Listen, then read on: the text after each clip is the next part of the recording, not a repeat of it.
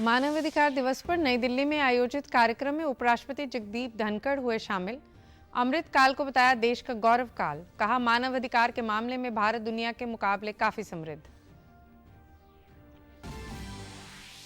मुख्यमंत्री मनोहर लाल ने अपने विशेष चर्चा कार्यक्रम सीएम संवाद में भ्रष्टाचार मुक्त प्रशासन और बेहतर सेवाएं देने के लिए पारदर्शी सिस्टम बनाने की प्रतिबद्धता दोहराई।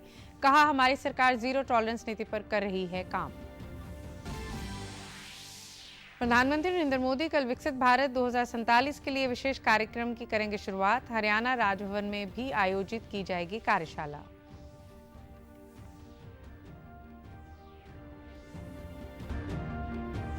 और नई दिल्ली में आज से खेलो इंडिया पैरा गेम्स शुरू। 17 दिसंबर तक चलने वाली इस प्रतियोगिता में देश भर के 1400 पैरा खिलाड़ी लेंगे हिस्सा।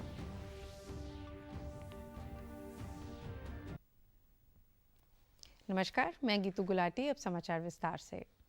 देश भर में आज मानवाधिकार दिवस मनाया जा रहा है। इस अवसर पर राष्ट्रीय मानवाधिकार आयोग नई दिल्ली स्थित भारत मंडप में कार्यक्रम का आयोजन किया गया। उपराष्ट्रपति जगदीप धनखड़ ने कार्यक्रम में मुख्य अतिथि के तौर पर हिस्सा लिया। उपराष्ट्रपति ने कहा कि हमारा अमृतकाल हमारा गौरव काल बन गया है। उन्होंने कहा कि विश्व का कोई भी हिस्सा मानवाधिकारों के मामले में हमारे देश की तरह समृद्ध नहीं है। Human Rights Day, marking the 75th anniversary of Universal Declaration of Human Rights. A coincidence, it just follows our Amrit Kal, and our Amrit Kal has become our Gaurav Kal, primarily due to blossoming of human rights and values. Friends, we had the occasion to get a message from the Secretary General of United Nations. It would have been appropriate and worthwhile to take note of the massive revolutionary affirmative changes that are taking place in Bharat, home to 1/6 of humanity, on promotion of human rights. उपराष्ट्रपति जगदीप धनखड़ आज झारखंड के दौरे पर रहेंगे। उपराष्ट्रपति बनने के बाद उनका ये झारखंड राज्य का प्रथम दौरा है। अपनी इस यात्रा के दौरान उपराष्ट्रपति 2 प्रतिष्ठित शैक्षणिक संस्थानों को संबोधित करेंगे। उपराष्ट्रपति सबसे पहले जमशेदपुर पहुंचेंगे, जहां वे जेवियर स्कूल ऑफ मैनेजमेंट के प्लैटिनम जुबली समारोह में मुख्य अतिथि होंगे। इसके बाद वे IIT Indian institute of mines Dhanbad के 42वें दीक्षांत समारोह में बतौर मुख्य अतिथि संबोधन देंगे और वहां उपस्थित शिक्षकों और छात्रों से संवाद करेंगे। हरियाणा के मुख्यमंत्री मनोहर लाल ने कल चंडीगढ़ में सीएम की विशेष चर्चा कार्यक्रम के तहत ऑडियो कॉन्फ्रेंसिंग के माध्यम से विभिन्न सेवाओं के लाभार्थियों से सीधा संवाद किया। उन्होंने कहा कि राज्य सरकार ने भ्रष्टाचार मुक्त प्रशासन और सेवाएं देने को सरल व सुगम बनाने के लिए ऐसा सिस्टम बनाया है जिसमें पारदर्शिता व ईमानदारी है। मुख्यमंत्री ने कहा कि आज उन लाभार्थियों के साथ भी संवाद हुआ है जिन्होंने पिछले दिनों अपनी जमीन, मकान व अन्य संपत्ति की रजिस्ट्री करवाई है। हमने नागरिकों के समय की बचत के लिए ई पंजीकरण प्रणाली शुरू की। अब रजिस्ट्री के लिए कोई भी व्यक्ति पहले ही अपॉइंटमेंट ले सकता है और जिले की किसी भी तहसील में रजिस्ट्री करवा सकता है। प्रणाली ये करके और ई रजिस्ट्रेशन का काम शुरू किया था ताकि आप अपने डॉक्यूमेंट्स वो अपलोड कर दें और अपलोड करने के बाद और एक बार उसकी निरीक्षण हो जाए, उसकी चेकिंग होने के बाद अपने आप आपको रजिस्ट्री मिले, ताकि आपको काउंटर पर भी न जाना पड़े, केवल आपको रजिस्ट्री मिले। इसमें बहुत अच्छे अनुभव हमारे आए हैं। फिर भी किसी को कठिनाई आई हो तो जरूर हमको बताएंगे। हमने इसी प्रकार से सारा डाटा किसी भी व्यक्ति का, परिवार पहचान पत्र के नाते से डाटा डाला हुआ है, ताकि कहीं भी कोई सेवा देनी होती है तो फैमिली आईडी के माध्यम से उस डाटा को लिया जाता है। रजिस्ट्री कराने के लिए जमीन का डाटा, ये भी हमने ई प्रणाली से डिजिटलाइजेशन उसका किया है, और ताकि हर प्रकार की जानकारी उस रजिस्ट्री के अंदर उसको मिल जाए। मुख्यमंत्री ने प्रधानमंत्री आवास योजना के तहत अपना मकान बनाने वाले उन सभी लाभार्थियों को बधाई दी। मुख्यमंत्री ने बताया कि लोगों को बिजली के कमर्शियल कनेक्शन के लिए परेशान होना पड़ता था, अब कनेक्शन ऑनलाइन कर दिए गए हैं। इससे लोगों को राहत मिली है। उन्होंने कहा कि हमारी सरकार जीरो टॉलरेंस नीति पर काम कर रही है। शहरी क्षेत्र हो चाहे ग्रामीण क्षेत्र हो, लगभग 1 लाख मकान, ये हमारा जो टारगेट था उसको हम पूरा कर रहे हैं। बहुत से लोगों को ये मकान मिल चुके हैं, बाकी लोग अभी निर्माणाधीन जो मकान हैं उनको बहुत जल्दी मिल जाएंगे। इसमें भी अगर हमने मकान अपना प्राप्त किया है, हमको अगर ये लाभ मिला है, तो इसके बारे में भी हमको जरूर जानकारी आप देंगे। मकान की मरम्मत के लिए डॉक्टर BR अम्बेडकर आवास नवीनीकरण योजना, इस योजना में जो पहले कभी 25,000 रुपया मिलता था, हमने उसको बढ़ा करके 80,000 रुपया किया था और उसकी भी रजिस्ट्रेशन करके और हम उनको 80,000 रुपये देने का काम कर रहे हैं। प्रधानमंत्री नरेंद्र मोदी वर्ष 2047 तक विकसित भारत का लक्ष्य प्राप्त करने के उद्देश्य से युवाओं के विचार जानने के लिए कल एक कार्यक्रम की शुरुआत करेंगे। नीति आयोग के मुख्य कार्यकारी अधिकारी BVR सुब्रमण्यम ने आज नई दिल्ली में विकसित भारत 2047 पर प्रेस वार्ता को संबोधित किया। इस दौरान उन्होंने कहा कि इस कार्यक्रम में लगभग 700 विश्वविद्यालयों के कुलपति और संस्थानों के प्रमुख उपस्थित रहेंगे। उन्होंने कहा कि प्रत्येक राजभवन में विकसित भारत पर एक दिन की कार्यशाला आयोजित की जाएगी। BVR सुब्रमण्यम ने कहा कि देश के विद्यार्थी ही विकसित भारत के सबसे बड़े वाहक होंगे। उन्होंने कहा कि विद्यार्थियों के विचारों को विकसित भारत के दृष्टिकोण में शामिल किया जाएगा। उन्होंने देश के स्वास्थ्य ढांचे की सराहना करते हुए कहा कि ग्रामीण क्षेत्रों में भी स्वास्थ्य को लेकर बेहतर कार्य किए जा रहे हैं। Actually now a leading supplier of generic medicines and vaccines around the world. We have demonstrated huge capabilities and it is visible in our health indicator. IMR, MMR, all the health indicators have improved dramatically and we are on the verge of actually now being comparable with developed nations. The rural areas are also getting transformed. Rural PMGSY has almost achieved all its targets by March. They will have to extend it to extremely small hamlets. Otherwise, its 100% coverage is already there. इसी कड़ी में कल हरियाणा राजभवन में एक कार्यशाला आयोजित होगी जो विकसित भारत 2047 आइडियाज पोर्टल के लॉन्च और प्रधानमंत्री नरेंद्र मोदी के संबोधन के बाद शुरू होगी।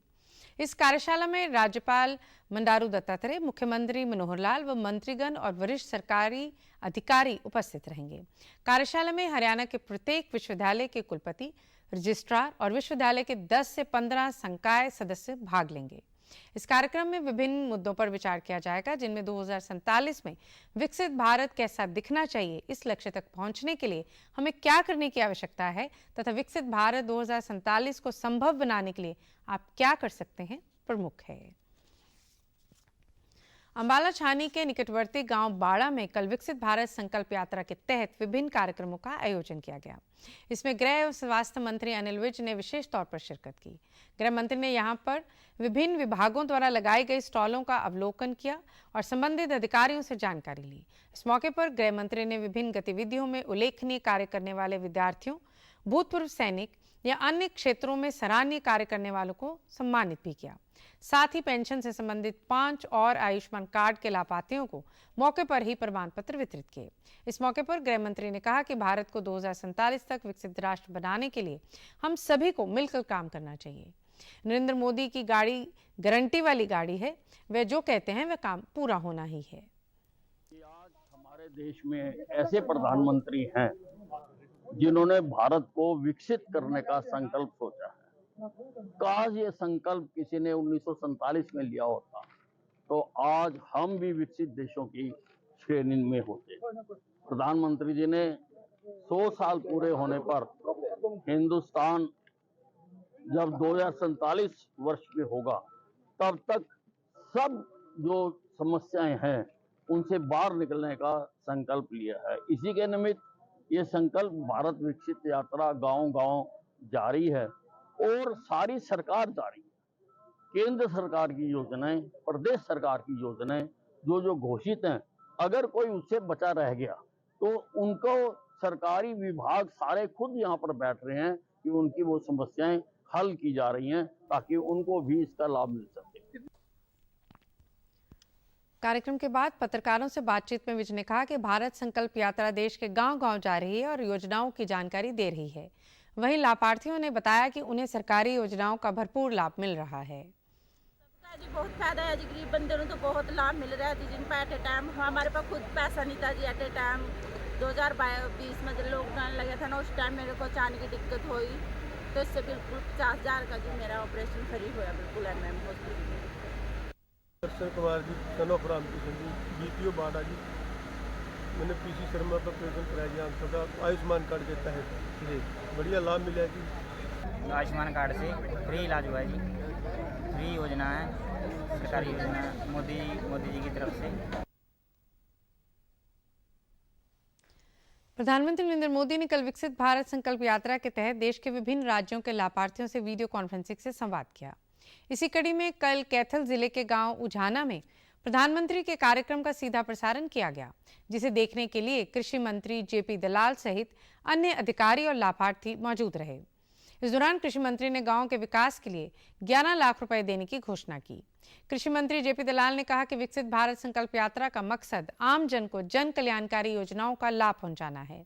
कृषि मंत्री ने कहा कि विकसित भारत संकल्प यात्रा के साथ जन संवाद कार्यक्रम को जोड़ा गया है। दुनिया मानती है कि सबसे तेज गति से बढ़ने वाली इकोनॉमी हम है, और किसान के लिए, मजदूर के लिए, गांव देहात के लिए जो काम हो रहे हैं उससे सारे भारतवासी खुश हैं। और गांव-गांव में जाकर के हम ग्रामवासियों की छोटी छोटी समस्याएं, चाहे बुढ़ापा पेंशन की है, परिवार पहचान पत्र की है, कोई जाति प्रमाण पत्र की है, कोई और बिजली की, पानी की कोई समस्याएं हैं, वो उनकी सुन करके जहां उनका समाधान होता है जिला स्तर पर, प्रदेश स्तर पर, जैसा भी है वो हम करते हैं। सारे विधायक, सारे मंत्री इसी तरह से ये यात्राएं निकलती हैं, अलग अलग गांव में जाते हैं, सारी सरकार गांव में रहती है, और ये एक बहुत अच्छी योजनाएं हैं। वहीं इस यात्रा का लाभ ले रहे लाभार्थियों ने बताया कि प्रधानमंत्री आयुष्मान कार्ड बनने से उनका मुफ्त में इलाज हुआ है। महिलाओं ने बताया कि वे घर में लकड़ियों और उपालों के चूल्हे पर खाना बनाती थी, जिससे उन्हें बड़ी दिक्कत का सामना करना पड़ता था।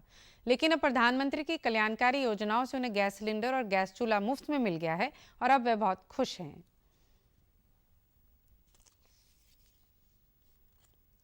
हमारे घर में पहले गैस चूल्हा नहीं था। प्रधानमंत्री ने उज्ज्वल योजना चलाई, जिसके तहत हमें आज गैस चूल्हा मिला और हमारे घर में गैस का कनेक्शन हो गया। जी, आज मैं मोदी जी का बहुत धन्यवाद करने, जिसकी वजह से आज हर घर में गैस सिलेंडर हो गए। जो नरेंद्र मोदी ने जी अपना सिलेंडर चूल्हा दिया नहीं, ਉਹਦਾ बहुत धन्यवाद कर रहे हैं जी। पहला बहुत धुएं तो परेशान थे, बहुत ज़्यादा तंग थे ना, ये बहुत ज़्यादा सुविधा आ गई जी। नरेंद्र मोदी जी का धन्यवाद है। तो हमने भी आज गैस सिलेंडर का कनेक्शन मिला, जिससे हमें बहुत ज़्यादा खुश हूँ। नरेंद्र मोदी जी का धन्यवाद करती। वहीं विकसित भारत संकल्प यात्रा झज्जर जिले के खेड़ी खुमार गांव पहुंची, जहां केंद्र व प्रदेश सरकार की योजनाओं से जुड़ी विभिन्न प्रकार की योजनाओं के स्टॉल भी लगाए गए। इस दौरान प्रदेश भाजपा प्रभारी विप्लव कुमार देव ने मुख्य अतिथि के तौर पर शिरकत की। इस दौरान उन्होंने अपने संबोधन में केंद्र व प्रदेश सरकार की कल्याणकारी योजनाओं की सराहना की। उन्होंने कहा कि प्रधानमंत्री नरेंद्र मोदी के नेतृत्व में देश विकास के पथ पर निरंतर आगे बढ़ रहा है। नेतृत्व में जो देश भर में विकास हुआ है, चाहे इंफ्रास्ट्रक्चरल हो और चाहे अंतिम जन के लिए हो, पर्सनल हो और सार्वजनिक हो, चारों तरफ चौतरफा विकास जो हुआ है।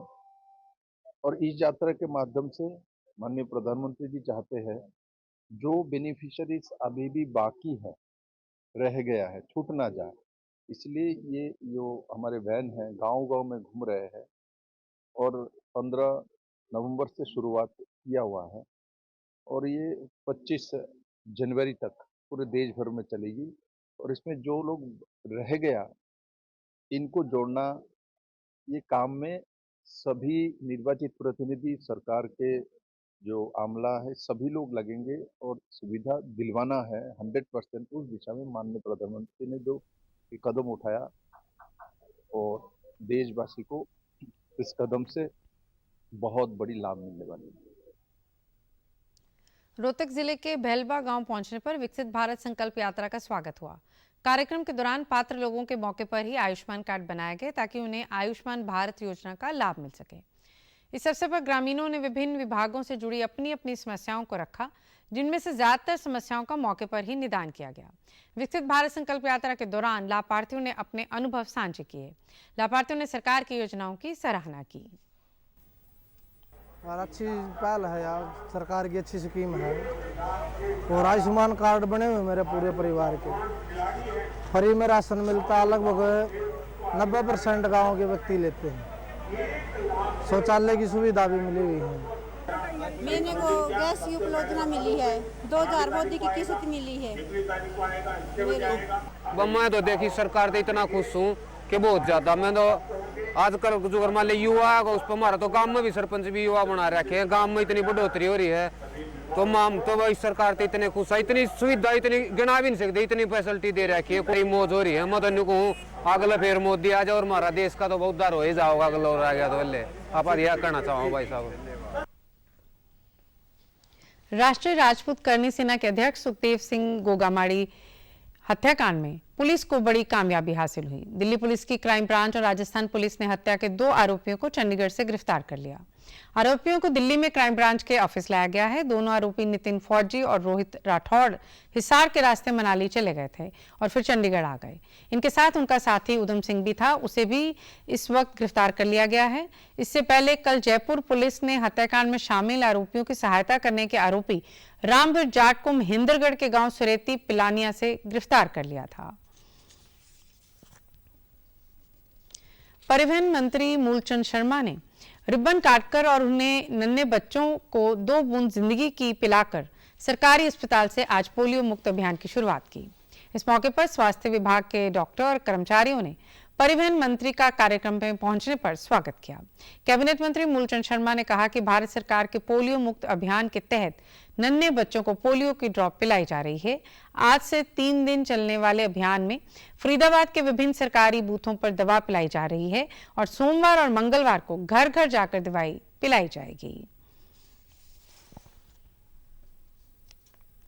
आज सरकारी हॉस्पिटल से शुरुआत हुई है पोलियो अभियान की।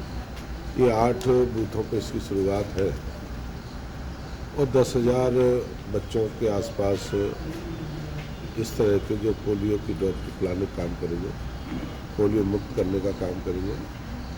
और ये सबसे बड़ी बात है कि बच्चे के जो पोलियो शुरू में शुरुआत होता है लास्ट तक उस बीमारी को जड़ से ख़त्म करने का काम करेंगे और ज़्यादा से ज़्यादा इसका सभी लोग लाभ उठाएं और केंद्र की इस पॉलिसी का, केंद्र प्रदेश की पॉलिसी का दोनों मिलकर लाभ उठाएं। इस पोलियो भगाओ अभियान में मेरी सबसे अपील है कि ज़्यादा से ज़्यादा छोटे बच्चों को, जो छोटे बच्चे हैं उनको इसे पिलाने का काम करें।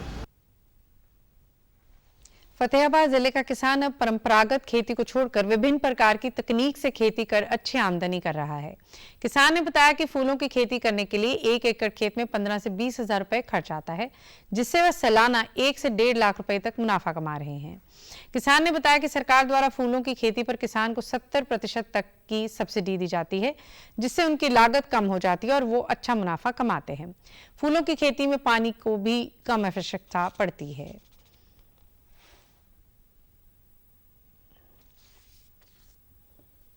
हरियाणा गवर्नमेंट है, गवर्नमेंट की तरफ से 70% जो सब्सिडी मिल रही है, बहुत बड़ी सपोर्ट है इसमें। दूसरा, पानी कम लगता है। 15-20 दिन में एक बार हम लोग जो पाइप वाली सिंचाई करते हैं और उससे थोड़ा थोड़ा पानी लगा और 1 महीना जो है उसके अंदर, पौधे के अंदर हरियाली रहती है। फिर फूल उतरते हैं, जमीन अच्छी है, इसको सांस आता है, आराम मिलता है। और जो फूलों के बाद हमने नीचे फूल लगाए हैं, ऊपर जो है अमरूद के पौधे लगाए हैं और सीताफल, जिसे हम लोग एक शरीफा के नाम से भी जानते हैं। तो ये मार्केट में आसपास कहीं 100 किलोमीटर में नहीं है इसकी खेती। ठीक है, नया तजर्बा करिए कुछ। एक तो आज़ादी मिलती है, एक जो है बिजनेस नया मिलता है, दूसरा डिमांड नहीं आती है, पैसा डबल ट्रिपल होता है। तो इस चक्कर में, और पानी की भी कम लागत है, तो सरकार हमारी दिन रात नई नई स्कीमें ला रही है खेती बाड़ी के लिए, उसको अपनाएं आप। यमुनानगर जिले में कल जिला एवं सत्र न्यायाधीश शालिनी सिंह नागपाल की देखरेख में राष्ट्रीय लोक अदालत लगाई गई, जिसमें 7 बेंच ने कई तरह के 10,164 मामलों का मौके पर निपटान कर दिया। इस दौरान न्यायाधीश ने कहा कि लोक अदालतें शीघ्र व सस्ते न्याय का सबसे बेहतर माध्यम है। इसमें दोनों पक्षों को भारी लाभ होता है। न्यायिक परिसर में आयोजित इस लोक अदालत में विभिन्न न्यायाधीशों ने अलग अलग मामलों को सुना। इसमें दोनों पक्षों की रजामंदी के बाद उन मामलों को फाइनल कर दिया गया। लोक अदालत से लाभ उठाने वाले लाभार्थियों ने इस आयोजन के लिए न्यायाधीशों का आभार जताया। उन्होंने कहा कि उन्हें इससे काफी लाभ मिला है।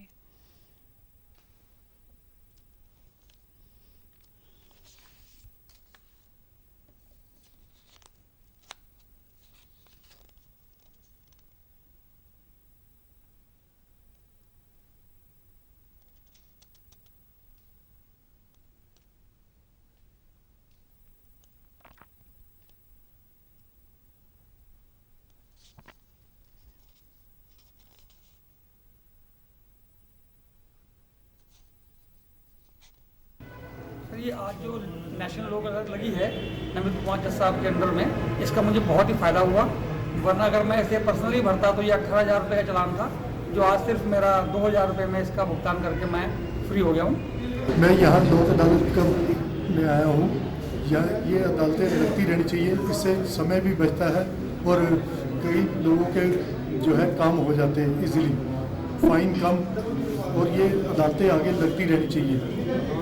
मैं नैशनल कोर्ट में बहुत धन्यवाद कर रहा हूँ। साडा अज दोवां धड़े का फैसला हो चुका है, दोनों पार्टियां संतुष्ट हैं। केंद्रीय गृह एवं सहकारिता मंत्री अमित शाह की अध्यक्षता में आज बिहार की राजधानी पटना में पूर्वी क्षेत्रीय परिषद की 26वीं बैठक की जा रही है। पूर्वी क्षेत्रीय परिषद में बिहार, पश्चिम बंगाल, उड़ीसा और झारखंड राज्य शामिल है। बैठक में सदस्य राज्यों के मुख्यमंत्रियों के साथ साथ प्रत्येक राज्य से 2 वरिष्ठ मंत्री भाग ले रहे हैं। क्षेत्रीय परिषदों की प्रत्येक बैठक में राष्ट्रीय महत्व के अनेक मुद्दों पर चर्चा की जाती है।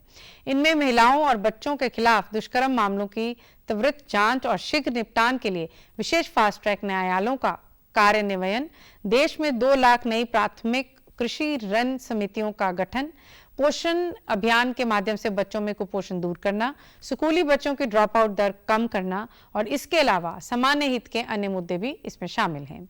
वर्ष 2014 से अब तक पिछले 9 वर्षों में विभिन्न क्षेत्रीय परिषदों की कुल 55 बैठकें हो चुकी हैं। इनमें स्थायी समितियों की 29 बैठकें और क्षेत्रीय परिषदों की 26 बैठकें शामिल हैं।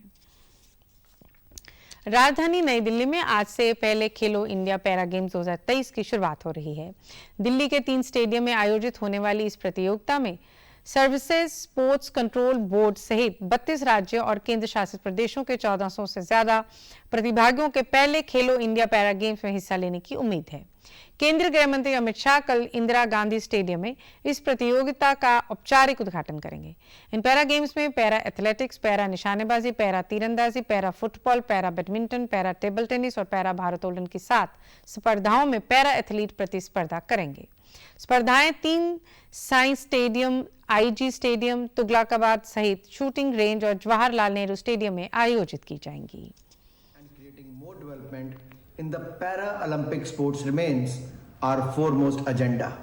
The first ever Khelo India Para Games is another big step towards the vision of our Honorable Prime Minister Shri Narendra Modi ji. The Khelo India scheme has remained a game changer for Indian sports.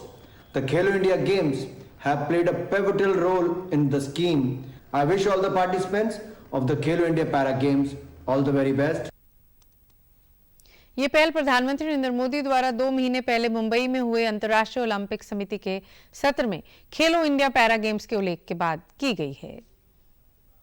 Para एथलीटों के लिए कि उनको para खेलो India games के जरिए उनको promote किया जा रहा है और इस साथ ही साथ जो यंगस्टर है उनको भी अच्छा मौका है अपने आप को रिप्रेजेंट करने का। जो रूरल एरिया के खिलाड़ी उनके लिए बहुत बेनिफिट रहेगा इसके लिए, और जो यंग खिलाड़ी हैं और आने वाले हमारे देश के लिए जो ये स्पोर्ट्स है, खेलो इंडिया स्कीम्स है, इसके लिए बहुत ही बेनिफिट रहेगा। केंद्र सरकार ने अगले वर्ष मार्च तक के लिए प्याज निर्यात पर प्रतिबंध लगा दिया है। इसका उद्देश्य घरेलू बाजारों में प्याज की पर्याप्त उपलब्धता सुनिश्चित करना और कीमतों पर नियंत्रण रखना है। इस संबंध में विदेश व्यापार महानिदेशालय की अधिसूचना कल से लागू हो गई है। अधिसूचना के अनुसार प्याज की किसी भी खेप का निर्यात तभी किया जा सकेगा जब इसकी लोडिंग प्रक्रिया अधिसूचना जारी होने से पहले ही शुरू हो गई हो, शिपिंग बिल तैयार किया जा चुका हो, प्याज लोडिंग के लिए जहाज पहले ही बंदरगाह पर आ चुके हों और उनकी रोटेशन संख्या आवंटित हो चुकी हो। ऐसे मामलों में अगले वर्ष 5 जनवरी तक निर्यात किया जा सकेगा। अधिसूचना में कहा गया है कि अन्य देशों की सरकारों के अनुरोध पर केंद्र की मंजूरी लेने के बाद प्याज निर्यात की अनुमति दी जाएगी। केंद्र सरकार द्वारा शुरू किए गए फसल अवशेष प्रबंधन का असर अब जमीनी स्तर पर भी दिखने लगा है। केंद्र के इस कार्यक्रम में CII भी अहम भूमिका निभा रहा है। Birlasoft Goodyear, Fidelity अपवा एनर्जी, IOCL, HDFC बैंक और SBI कार्ड सहित प्रमुख कारपोरेट समर्थकों द्वारा इस कार्यक्रम के तहत 4.97 लाख एकड़ कृषि क्षेत्र और 88,000 किसानों को कवर किया गया है। देखिए इसी पर आधारित हमारी ये खास रिपोर्ट। 2018 में पंजाब के 19 गांव में एक पायलट प्रोजेक्ट के साथ शुरुआत करते हुए CII फाउंडेशन ने फसल अवशेष प्रबंधन परियोजना में 2023 तक पंजाब और हरियाणा के उन 12 जिलों में 432 गांवों को कवर किया जहां पराली जलाने की घटनाएं सबसे ज्यादा हुई थी।